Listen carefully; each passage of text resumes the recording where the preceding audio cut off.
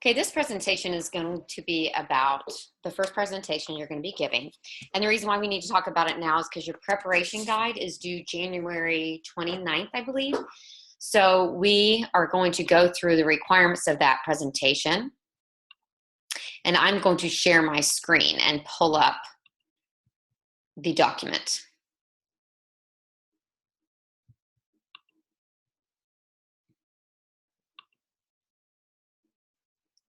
So the documents are under Presentation 1 materials. And as you can see, we have Presentation 1 description, preparation guide, a sample of the preparation guide, the grading rubric is how I'm going to grade you on your presentation, and then 2 other resources for you. One about introduction and conclusions, some tips on things that you could do to grab the audience's attention. And then there's also another table on how to organize your content, depending upon which scenario that you actually choose to give your presentation. So in saying that, which scenario to choose, so for this presentation, it is going to be a role play, and it is going to be a persuasive / motivational speech.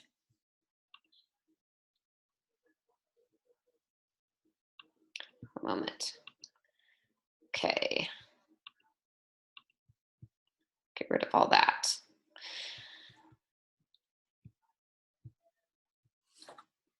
In saying that, you need to choose one of the issues below that you're going to present upon.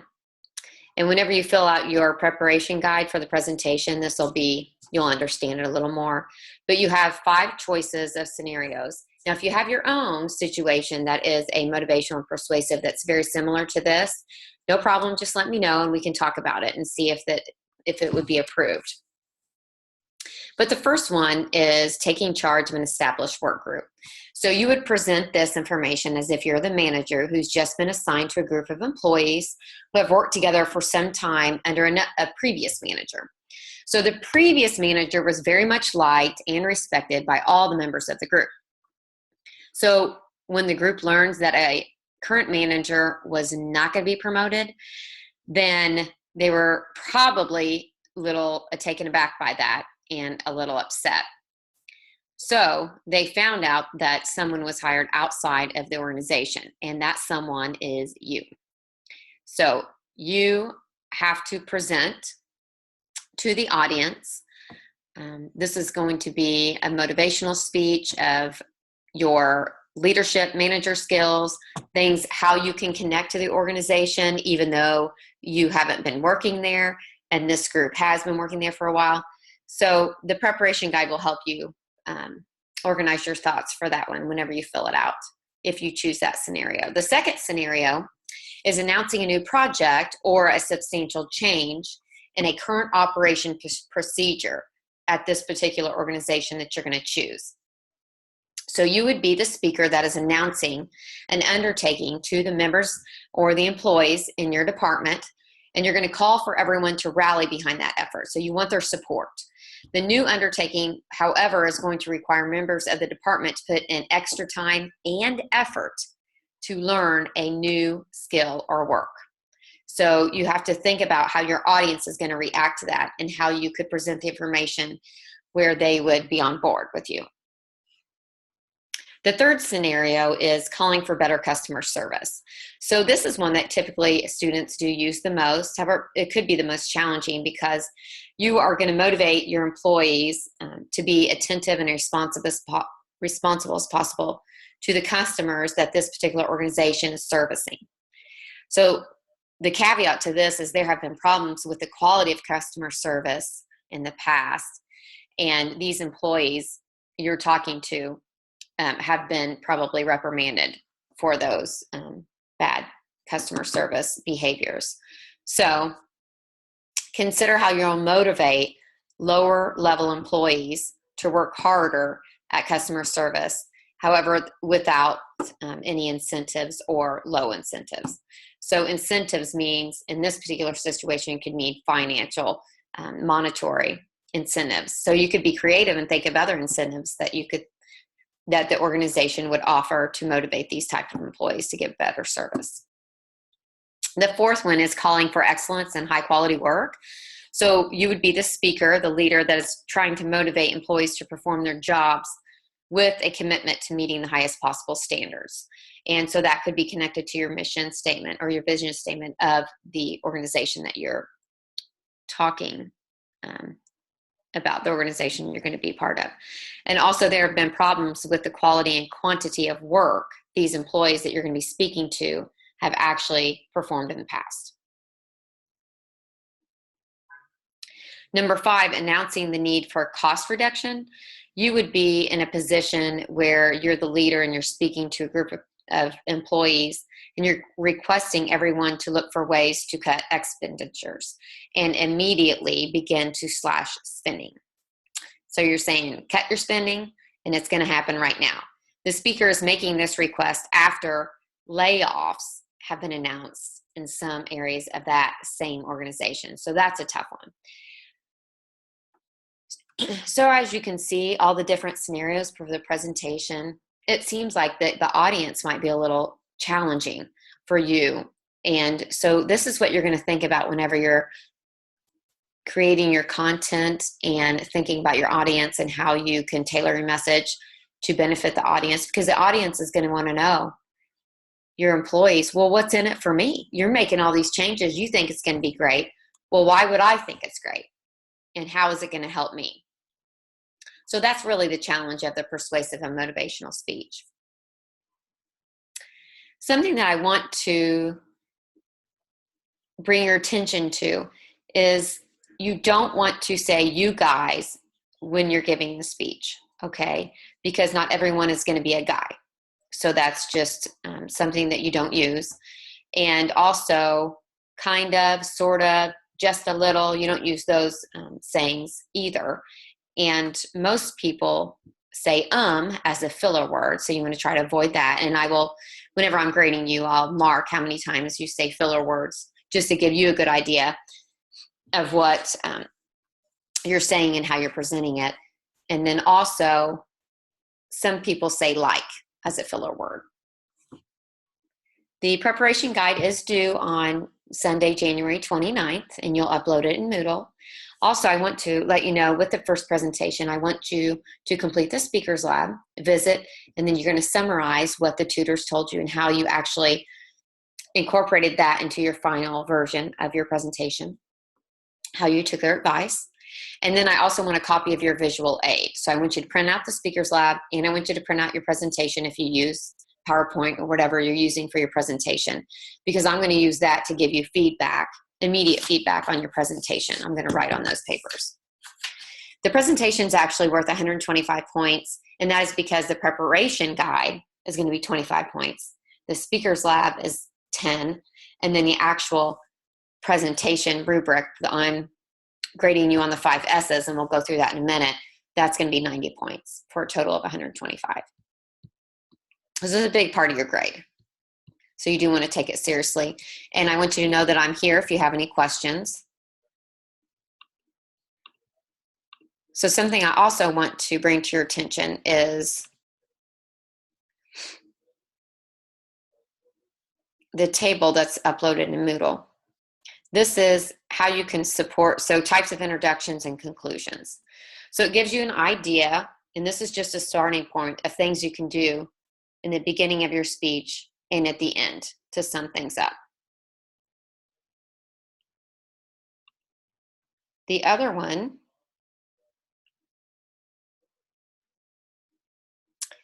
is common patterns of organizing your speech. This is really good for you to have, and then you should keep this for other presentations that you're doing in other classes, not just organizational behavior.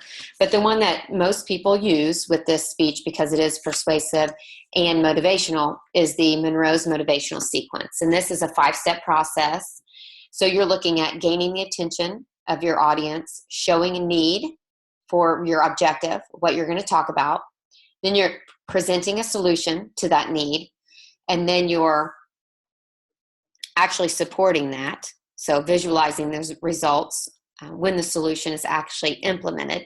So what is it going to look like whenever we reach this goal, or whenever we actually put the solution into place. And then number 5, calling for action to implement the solution. So how are we going to implement it? And that's at the end. And that's where your motivation really shines through for this. So this is where you can be very creative.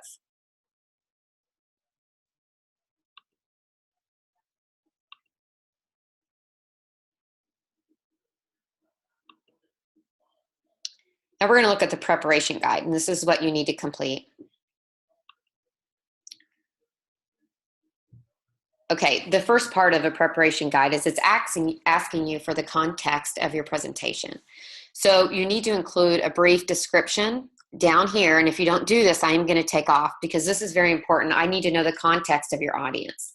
So you need to answer each of these bullet points: the type of organization you're going to work for, the nature of the employee you supervise, and the types of jobs they do, the background, all of that information.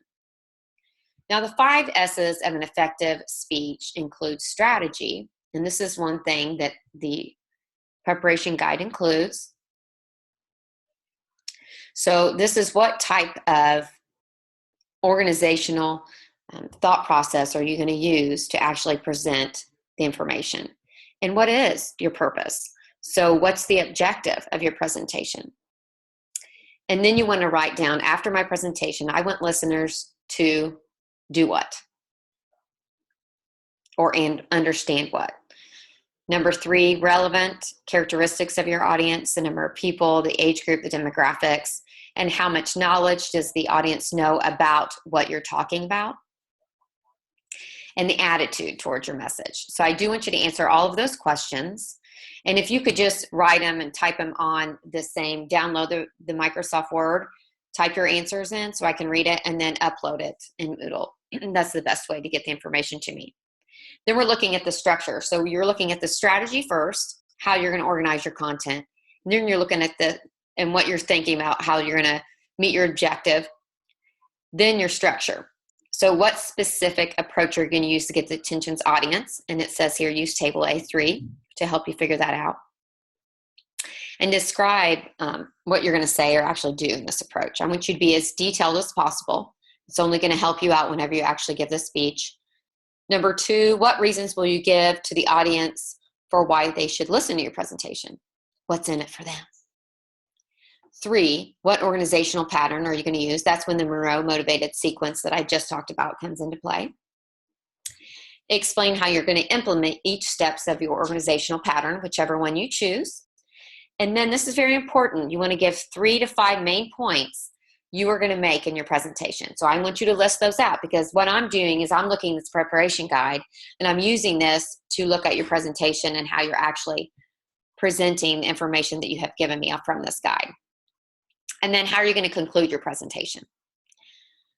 So we have the 1S is strategy, structure, support, evidence. Give me some examples, statistics, testimonies from experts, stories from people that have worked in this organization before. How are you backing up your objective and what you're actually proposing? Then number 2 is just asking about visual aids. So the rubric from my presentation, so that's the preparation guide. There is an example in here from another student, which I think would be very helpful for you.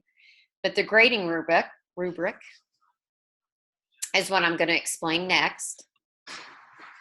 Sorry, I think there's some little bit of noise in the background. And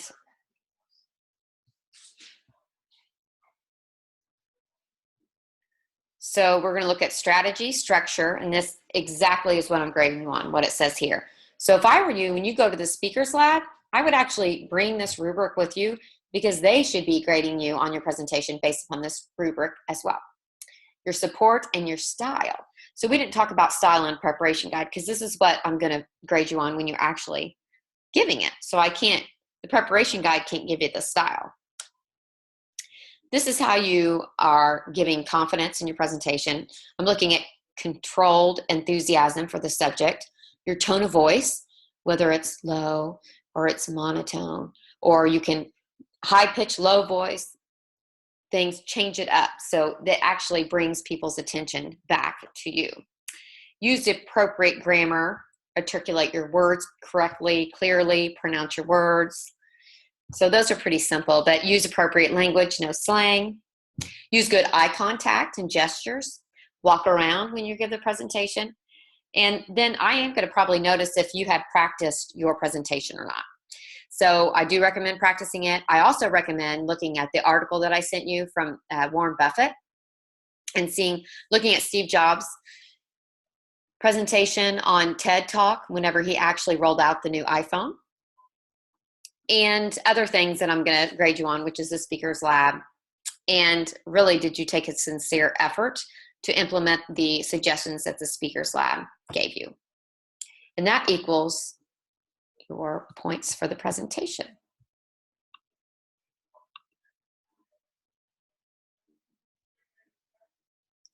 So all the resources are there for you. Please read them before you ask me any questions, okay?